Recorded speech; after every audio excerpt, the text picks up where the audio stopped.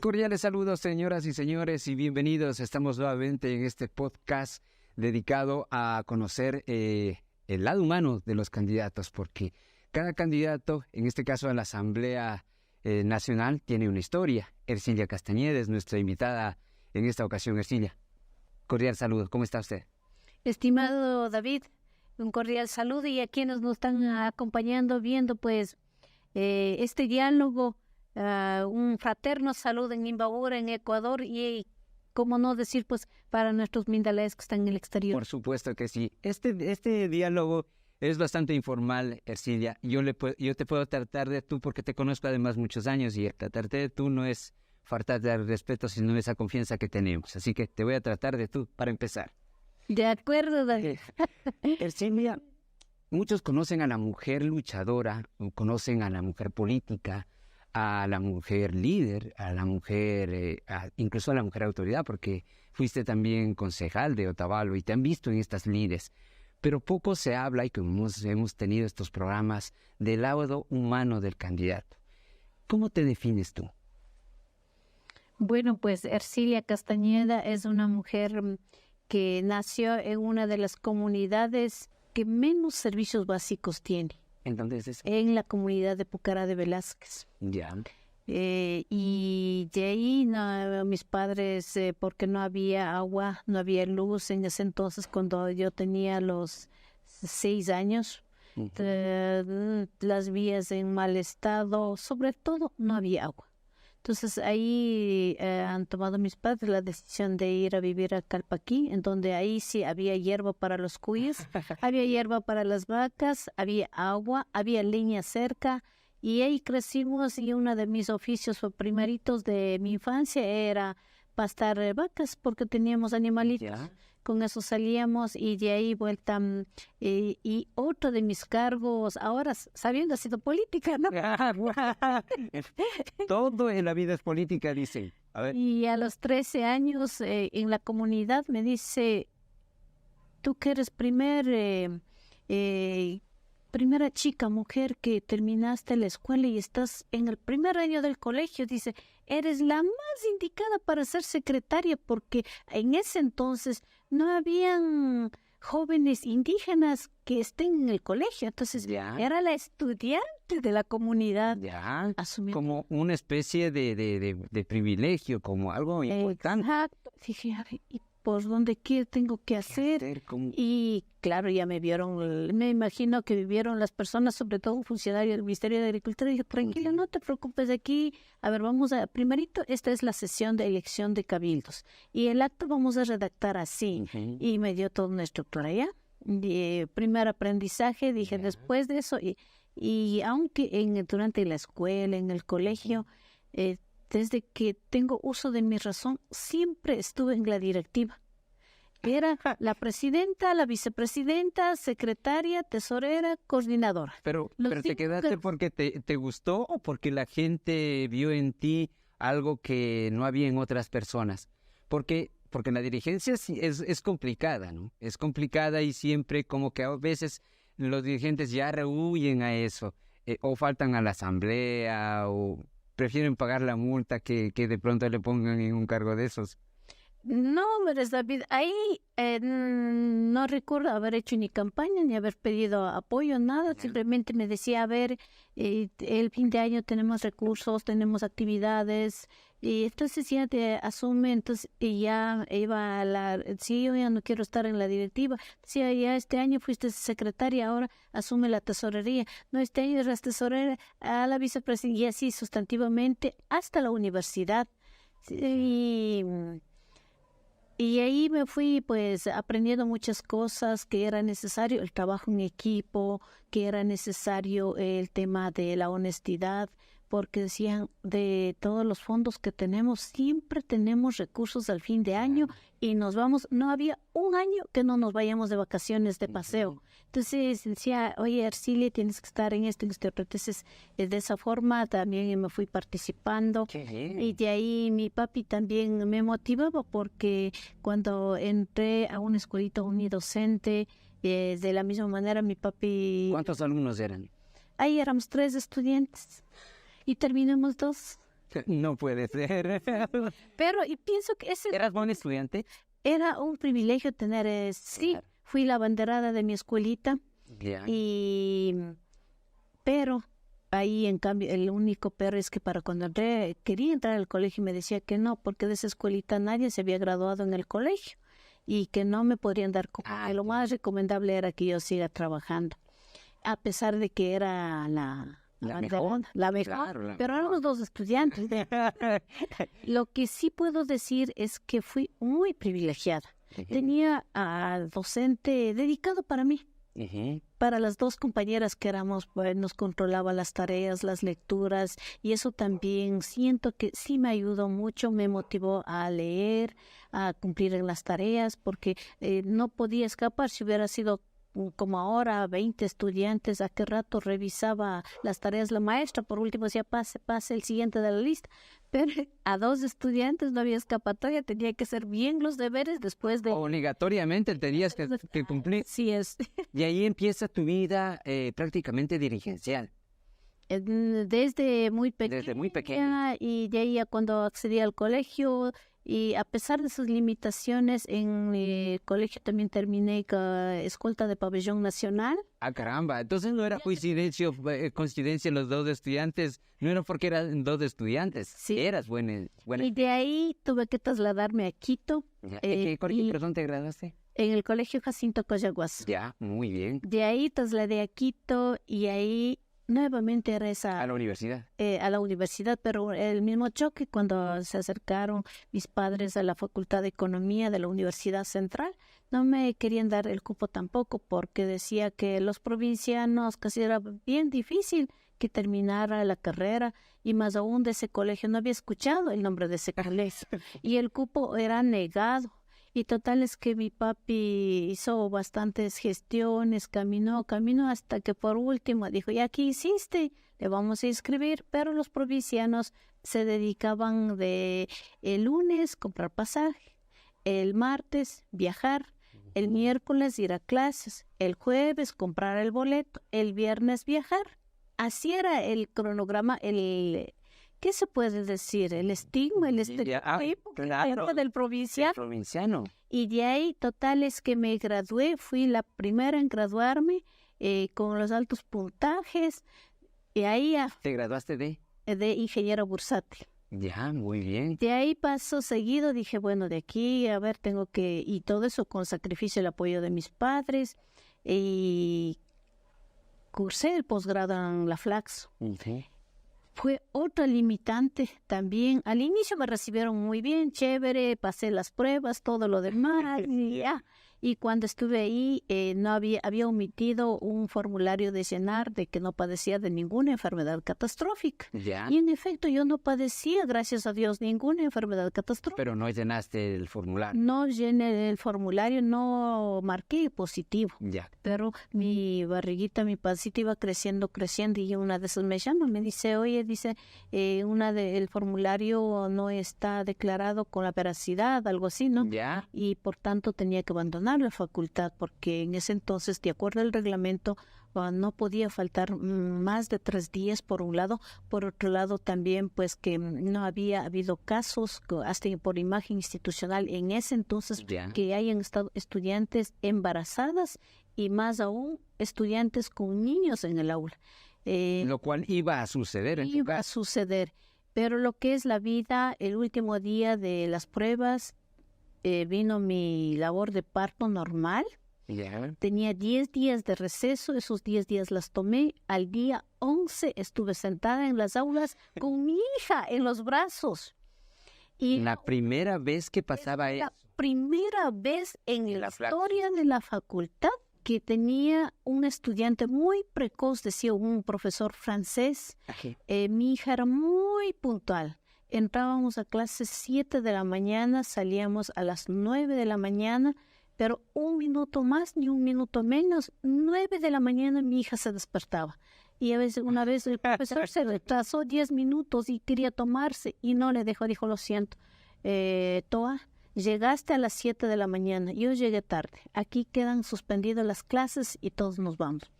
Y total es que, cortándote la historia, terminamos siendo muy buenos amigos con aquellos profesores que me llamaron la atención en un inicio. Me dieron la oportunidad de trabajar.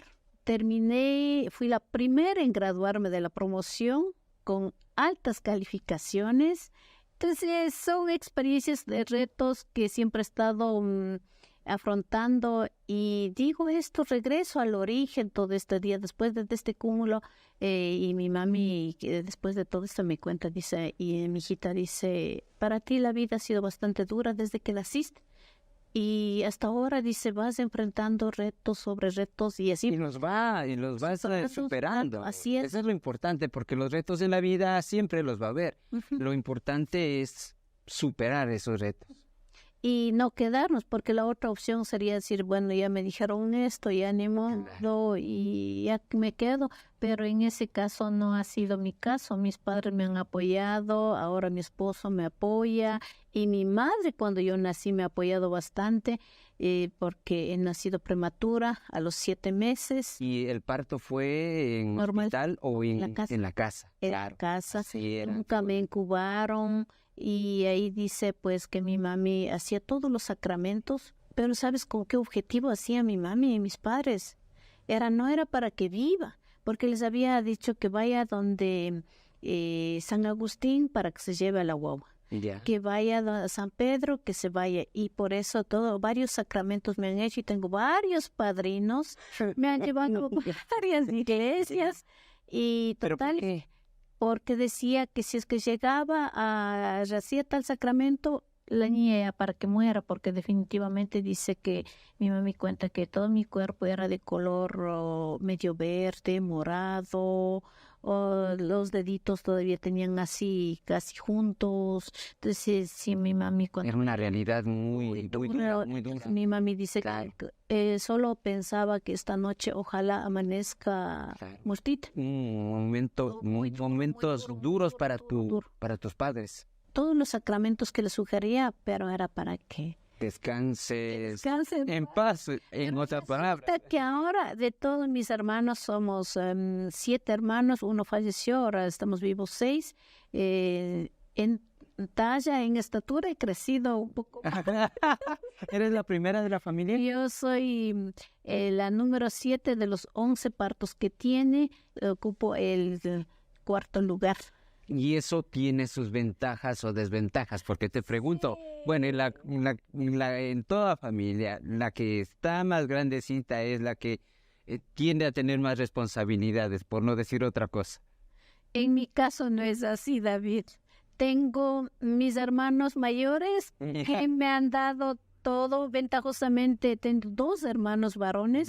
Y como era la mujercita, espérate nomás, ya te vamos a darte cocinando o vamos a hacer esto, me ayudaba todo. Te trataban con cierta delicadeza, privilegios, ya esa es la palabra. Y tenía de niña, y ahora mis hermanas ya grandes, no ahora, hermanas menores, que eran mis juguetes para jugar.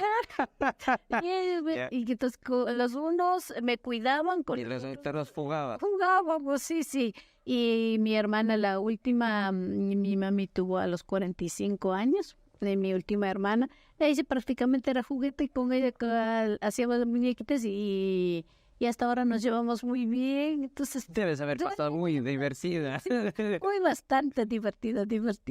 Qué bueno. ¿Y tu hogar? Ahora ya después de, después de todo... Después de todo ese trajinar. Me casé, nos casamos y tenemos 2 maravillosos hijos. ¿Qué tiempo eres de casada? Tenemos 21 años de casados, tenemos 2 hijos, un varón y una mujercita. Ya los 2, el uno está estudiando en la universidad, la otrita ya va a terminar el colegio. Y ellos se dedican a la música, hacen bastante actividad más cultural, y realmente para nosotros ha sido una gran bendición. No son tanto a la política, pero sí les gusta. Eso te iba a preguntar, ¿no les heredaste eso de la política, de la lucha? No mucho, porque a mi hijo le gusta mucho la investigación. Ya. En eso se ha centrado. A mi hija le gusta el arte, la música, pero le gusta más la medicina. Igual está casi en el campo de la investigación.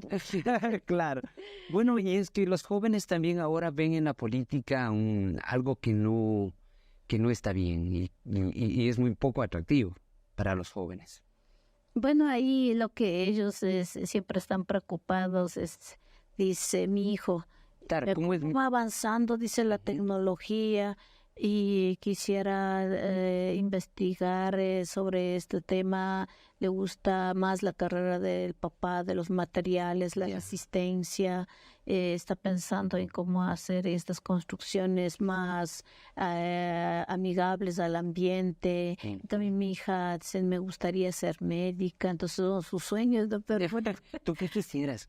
Si tú pudieras decidir, ¿qué quisieras que sean tus hijos? Si estuvieran en mis manos la decisión de mi hijo, me gustaría que sea piloto. Ya. Y de mi hija médica, que ahí sí coinciden. Ahí sí coinciden. Muy bien. Sí. Piloto. ¿Por qué quisieras que sea piloto? ¿Te parece algo interesante? Sí, porque considero que es una de las profesiones que al ser una sola persona con una vista sabe qué es lo que está sucediendo en su contexto, de cómo tiene esa capacidad de control una sola persona a un gigante. A un gigante, exactamente. En el espacio. Claro, en el espacio. Exacto. Claro, es algo increíble y es un sueño posible para muchas personas. Y la relación con tu familia, ¿cómo es con esto de la política? Porque tendrán que sufrir tus ausencias, la lucha mismo del pueblo indígena, la política ahora, las candidaturas. ¿Cómo has sabido llevar eso en el hogar? Bueno, me parece que mis hijos ya se han ido acostumbrándose porque por el dolor, se han hecho el dolor, eso quieres decir. No hay más. Porque desde que nacieron en un espacio en donde casi no le he dado, por ejemplo, la tradición es mantener el reposo de los 30 días, no lo he hecho con los dos hijos, una por el trabajo, en otro caso por los estudios, el estar viajando. De ahí ya se fueron acostumbrando, pero cuando ya estoy en la campaña, ellos me ayudan. Ellos son... ¿Te acompañan? Sí, son unas hormiguitas. ¿Tu esposo también le gusta la política? Bueno, así activo no lo es, pero es una ayuda para mí. Siento que el estar en la política, el primer pilar es el apoyo de tu familia. Por supuesto. Yo siento, y en ese caso... Porque ahí funciona todo, ¿no? Me sugiere, es camarógrafo, me garantiza la movilización. Me garantiza el amor, pensé que ibas a decir. Desde luego, eso es fundamental, que te quiera, sentirte querida. Sí, me apoya bastante y mis hijos también. Mis padres casi muy poco han estado directos inmiscuidos en la política partidista, pero sí han estado en la vida organizativa, en la comunidad, y conocen del tema. Y mi padre, más que todo, él me apoya. Mi mami dice, yo no sé de leer ni escribir, pero lo que sí te puedo ayudar es cocinar unas papitas, hacerte un tostado.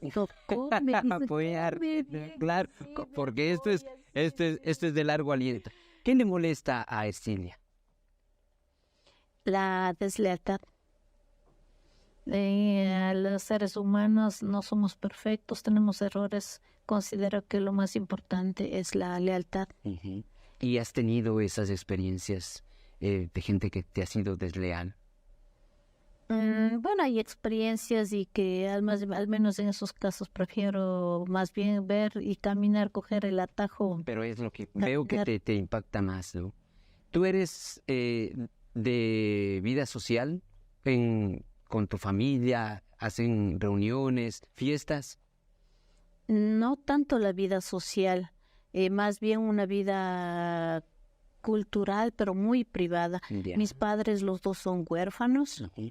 Entonces no siento que ellos no tuvieron ese calidez, ese amor de padres. Entonces siempre nos han sabido controlar, no por malos, pero sí ser bastante estrictos con decir de que a ninguno de nosotros nos ha festejado un cumpleaños, por ejemplo. Pero sí es una tradición, por ejemplo, en Semana Santa, en Inti Raymi, llevarnos a bañarnos a las 4 de la mañana en el río. Nos llevaba antes a la laguna, porque estábamos cerca de la laguna, y después a la quebrada nos llevaba a bañar, y después nos daba consejo y nos daba un rico caldito. De ahí nos llevaba también a comprar en Inti Raymi una ropa nueva, que era la Navidad. Eso sí era así, religiosamente, por lo menos un par de alpargates. Ya. Pero en Inti Raymi de que nos poníamos la ropa nueva. Qué bueno. Y la juventud.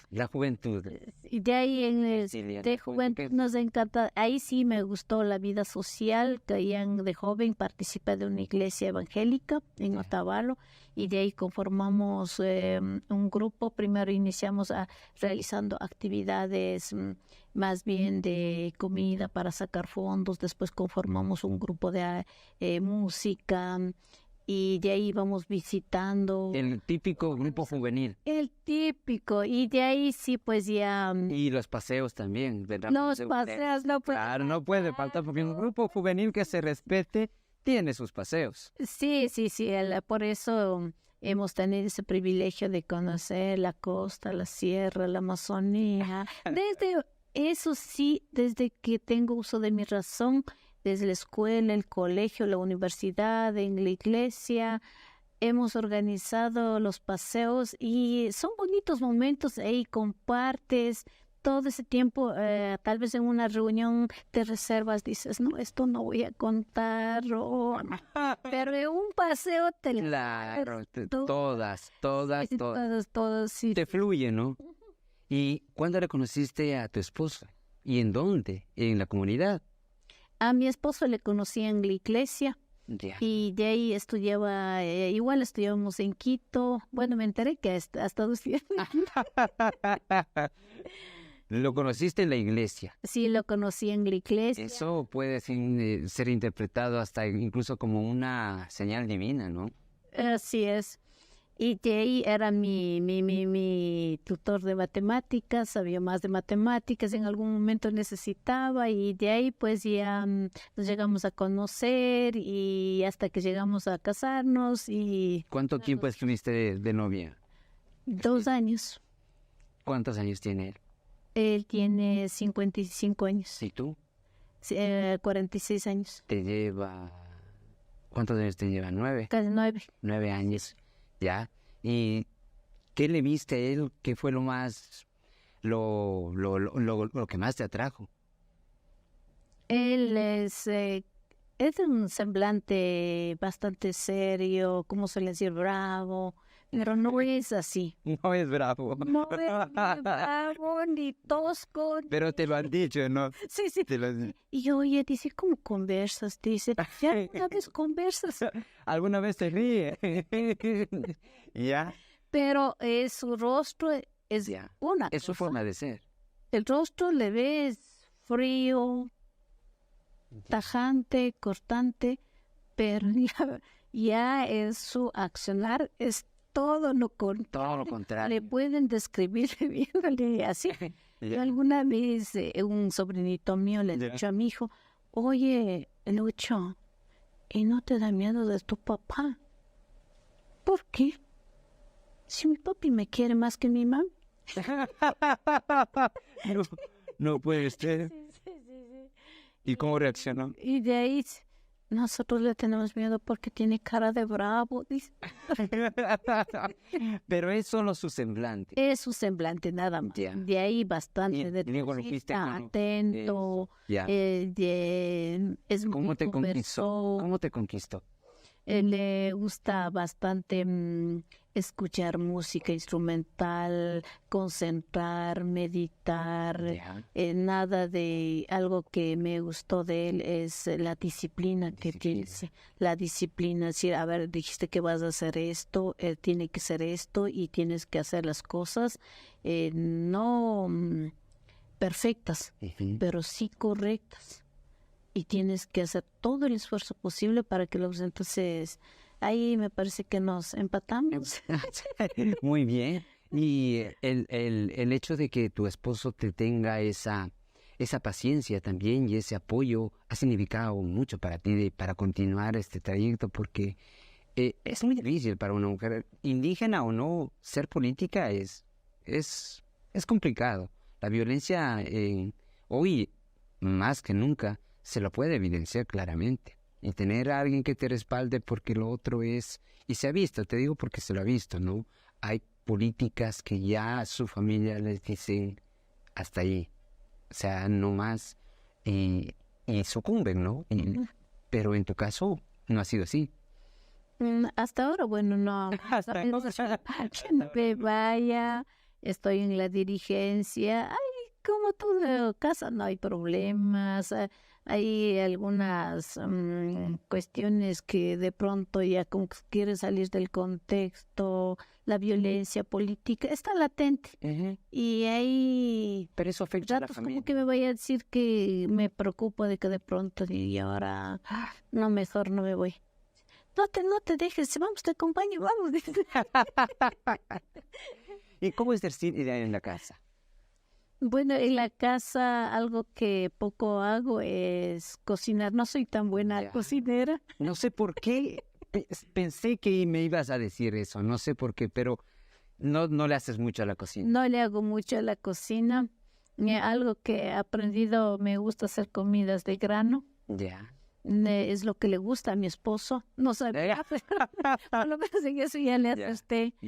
No tengo problemas de mis hijos. También se ha acostumbrado para decir una comida que de pronto preparar mariscos, así no, sino más bien a mi esposo le gusta la cebada de arroz, le gusta la chuchuca, le gusta el sambo. A mis hijos, mi hijo come cebada de arroz con bastante tostado. Entonces, van a vivir bastante, porque comen muy sano. Así es, y mi hija así coge un tostado, un manojo así y suelta en la sopa. Mi hija es igual, agarra un buen tostado, le echa en la sopa y la primera comida que mi hija cocinó fue sambo. Dijo, mami, yo voy a cocinar esto y le salió un sambo delicioso. A leña. Ya. A veces hago humitas, quimbolitos. Y cuando hay tiempo, por supuesto, ¿no? Porque ahí a veces no se tiende. Y mi esposo también igual, él cocina. Mis hijos desde muy pequeños aprendieron a cocinar, ellos preparan. ¿Qué le gusta ver a Ercilia? ¿Le gusta la televisión? ¿O qué pasatiempo tienes?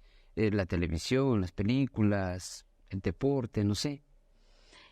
Mi tiempo para el que menos tengo es para la televisión. Ahí sí, pues ya de mi infidencia. Máximo puedo ver la televisión, exagerado, unos 10 minutos y me duermo. Lo que sí me gusta es me gustan las plantas, me gusta salir a estar ahí cuidando a mis plantitas, o si no, sí, un poquito tiempo más, me gusta caminar, un lugar, un bosque. Nos gusta la naturaleza. La naturaleza. Te veo, tienes una vida tranquila, muy apegada a la naturaleza, a la familia y a la comunidad. Y siendo así, contrasta un poco con lo que es la lucha del pueblo indígena, porque la lucha del pueblo indígena es un vaivén muy difícil, complicado, al que se le necesita dedicar tiempo, esfuerzo, a veces con resultados positivos, a veces no. Bueno, para comprender la lucha indígena, primero hay que ser, comprendo por qué está en la situación como estamos. La producción del campo casi no tiene precio. Por último, todo lo que vendas dice, dame la yapa, rebájame.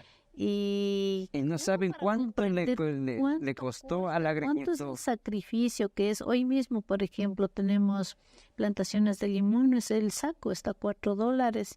¿Y en qué tiempo cosechamos? Entonces ahí uno se siente, entonces ya no se habla de los problemas del productor. Uno se vive como productor, como agricultor el día a día. Y ya no se habla de que el agua es vida, a veces como discurso. Y el rato de cuando tú te vas a esos espacios te das cuenta que en el páramo cuántas especies de plantas y de animalitos existen. Y cuando pisas por el pajonal, ves agua. Entonces ahí dices, no debes. Te mueve la conciencia. Te mueve la conciencia. Una cosa es de pararse en el parque, en la calle asfaltada, con veredas, con iluminación, y decir, protejamos el ambiente, que los de arriba, de las comunidades, que no incendien, que no contaminen, que no avance la frontera agrícola.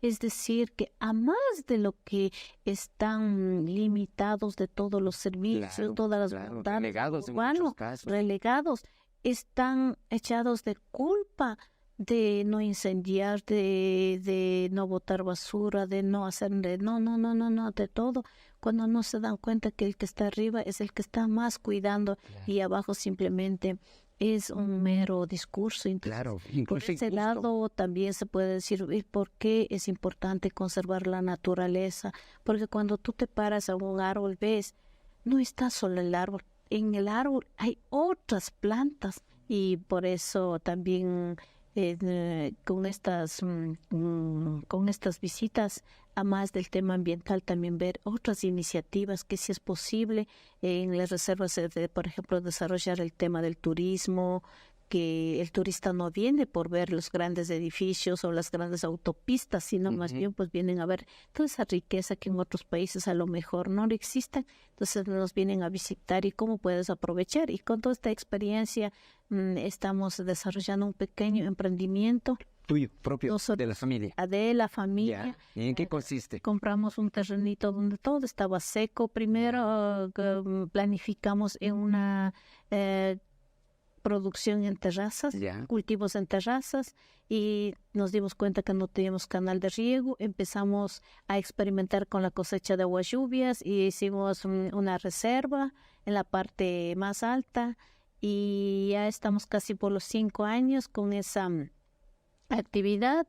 Y ya tenemos las frutales, tenemos el espacios verde, y desde el gobierno provincial nos donaron unas plantas nativas, hicimos cercas con plantas nativas y aspirábamos pues que en este agosto abrir, pero por estos andares abrir, sí, la finca turística Huaminsi. Se va a retrasar. Sí, ¿Cómo se llama? Finca turística Huaminsi. Huaminsi es el nombre de una planta única que existe en la comunidad de Huanansi, porque es su nombre propio de Huanansi es Huaminsi, es un color medio rosado, morado, es una planta nativa y también es medicinal para el hígado y también para la hemorragia. Controla la flor es para el hígado, la raíz es para la hemorragia. Imagínate todo ese componente que es, y como hay en ese sector esa orquídea, entonces ya tomamos ese nombre. Pero va a tener un ligero retraso. Ercilia, uno de los temas que puede generar algún tipo de anécdota son las movilizaciones, los paros. El pueblo indígena ha sido protagonista de algunas movilizaciones, incluso un levantamiento indígena. ¿Tu participación cómo ha sido ahí? Bueno, en el tema de las movilizaciones, siempre como hacían mis padres, estuvieron vinculados a la comunidad y en todas las movilizaciones desde muy guagua participábamos y pasábamos en la pana. Antes la pana era más angostita. ¿Cuánto es muy guagua?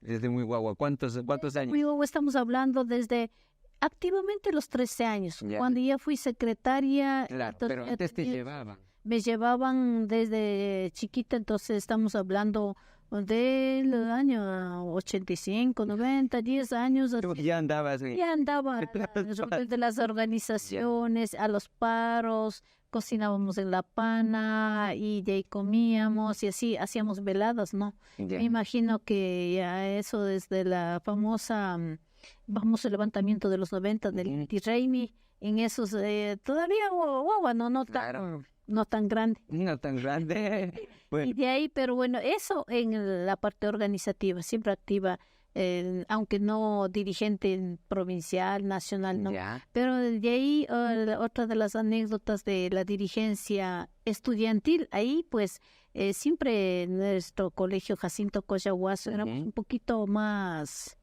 tranquilos, digamos, pero cuando había estas medidas, quien nos llamaba, nos sacaba, era de los chicos del colegio Tabalo, venían las del colegio República, las chicas que les llamamos las chivas, Ya. y con ellos salíamos. Eran los dos colegios más grandes, ¿no? Los más grandes, Ya. salíamos, y nuestro punto, una vez bajamos a la parte norte, al Sarance, Ya. vinieron los policías, no sabíamos a dónde correr porque no había muchos espacios. Y de ahí para la próxima nos dijeron tenemos que irnos al lado sur, al lado del cementerio. Que ahí cuando vienen los polis podíamos correr a donde sea. Y cierto, en una ocasión vinieron los policías a echarnos los gases lacrimógenas y no sabíamos si correr para un lado porque veíamos calle por calle.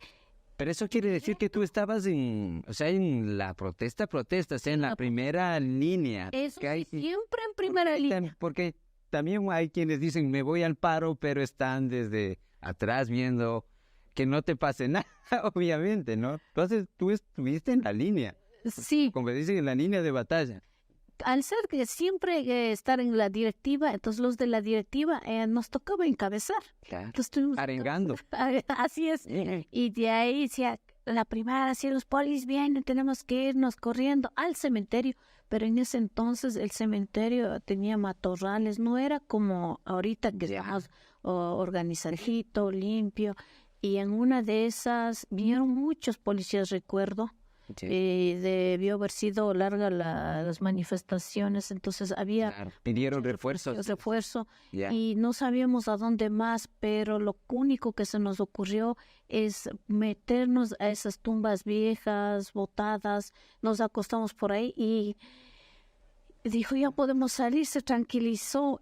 En las y tumbas, se escondieron en las Las tumbas. tumbas nos escondimos del cementerio indígena.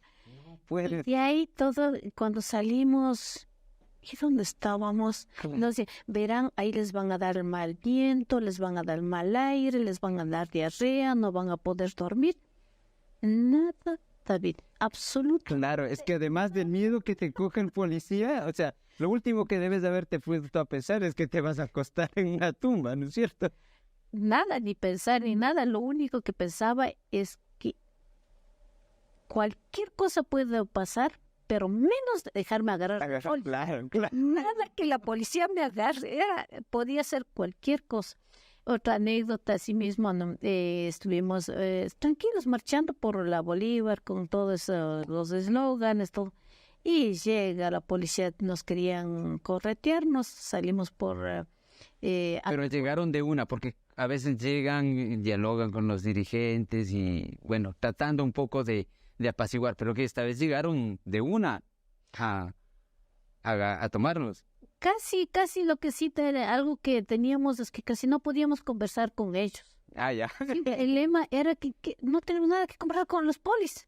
¿Qué vamos a conversar? Y si es que aquí ¿Qué tiene que acuerdo venir, puedes llegar? tienes que, por lo menos tiene que venir el director provincial, el ministro tiene que estar aquí. Ya. Porque, ¿cuáles eran los problemas? Que no les pagaban sueldo a los profesores, Ya. no había presupuesto para los gastos para el mantenimiento de las instituciones, la alza de pasajes. Entonces era un complejo. ¿Qué podías conversar con los policías? No había nada que conversar. Son las polis, como dices. Así es. Y ahí pues nos echaron los gases lacrimógenos y en una de esas corrimos por la roca. Ha habido una sombrerería y tenía una rejita en la puerta. Ya. Ni qué decir, ni permiso, ni que nada. Solo nos dimos cuenta que no sé cuántos estuvimos metidos en el baño. Y el señor de la sombrerería dijo, ¿qué hacen ustedes? Decimos, cerró la puerta, sí, y a él también se dio cuenta que, ¿Ya? porque nos Los policías, claro. son adrenalinas puras. Claro, ¿qué vives en ese momento? O sea, debe ser a full, ¿no? El corazón. A full, lo único que buscas es la escapatoria de escaparte, que no te agarre por ningún concepto. Y estas últimas movilizaciones nos agarraron en el PIS, que íbamos con la alimentación para la gente que estaba movilizada en Quito. Hablo de octubre de 2019, en el PIS, que nos reprimieron durísimo.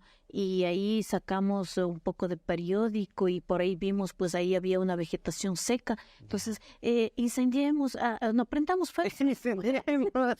No era incendiar, la idea es, sí, prendan fuego para que haya humo, pero busquen ramas. Entonces sacamos en ese rato estuvimos pues con unos trapitos, tratamos de hacer humo. En todo lo que nos estaban reprimiendo en la correteada vino, ¡zas!, el viento, y lleva toda una chispa bien chiquita y empezó a incendiarse. Y nosotros, corre a apagar, vamos a apagar. Y los polis se olvidaron de reprimirnos toditos. A todos, es decir, al mismo tiempo estaban los protestantes y los polis. Cogíamos arena, piedra, todo era al fuego tratando, hasta que apaguen, porque era la tregua, y iba un buen pelotón de carros, de personas, se cruzaron. Claro, fue la mejor oportunidad. Fue la mejor oportunidad, por eso dicen bien. Se pasaron bastantes. El tiempo de Dios es perfecto. Claro, tal vez ni siquiera los que estuvieron ahí pensaron tener esa oportunidad. Nada, no se nos venía a la mente nada, y ventajosamente no se incendió mucho, ¿no? Porque claro, la actuación fue rápida, pero hasta eso la gente aprovechó a pasar, y por ahí en ellos rápidamente en radio avisaron que había incendio en el Pisque, y había un grupo de militares, policías que estuvieron en Guayabamba, como que bajaron los brazos porque decía que había incendio, pero total es que no era un incendio de gran magnitud. Y son anécdotas que marcan la vida. ¿Tú crees mucho en Dios? Muchísimo, tengo fe en Dios. Te digo porque dices, el tiempo de Dios es perfecto. En mucho de lo que tú logras, ¿crees que se lo debes a Él? Muchísimo, sí. Muchísimo, siento que Dios me ilumina, y cada paso que doy tengo esa protección divina, ese cuidado divino. El mismo hecho de que mi mami me ha contado mi infancia. ¿Cómo naciste? Entonces, ahí siento que Dios está conmigo. Fíjate, ¿no? Hemos dialogado con Ercilia, que ha tenido una niñez tan difícil, y que de pronto hasta quizás no pudiste estar aquí con nosotros porque tu nacimiento ha sido muy complicado. Hoy estás aquí y estás postulándote para la asamblea.